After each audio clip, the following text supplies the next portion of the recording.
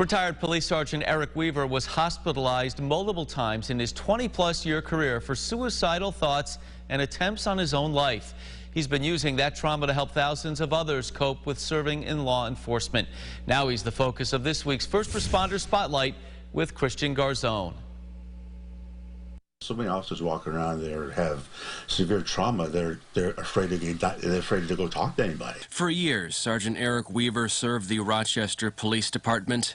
In the shadows, he struggled with mental illness, the experiences on the job, too much to bear. But then in the fall of 1995, I told my wife at the time that I was having suicidal thoughts and I wanted to kill myself. The police culture in the mid-90s, he says, not willing to hear much on psychiatric issues. Weaver quietly took time away to Clifton Springs Hospital for treatment, but that didn't solve the problem. So I worked really harder and worked, try to be tougher, all that kind of stuff. Weaver found more responsibilities were being taken away from him in the RPD. He hit rock bottom.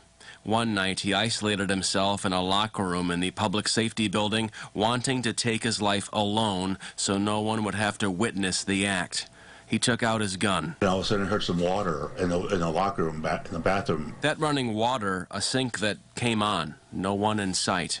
The urge to take his life washed away for the moment. So I know that was a God blessing right then and there. Weaver went back to the hospital, admitting himself a total of 6 times in his 22 years of service, retiring in 2005. Through his career and up to today, he's used his experiences to help 35,000 first responders all over the country.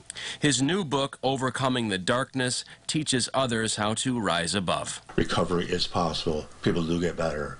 Families do heal. In Fairport, Christian Garzone, News 8.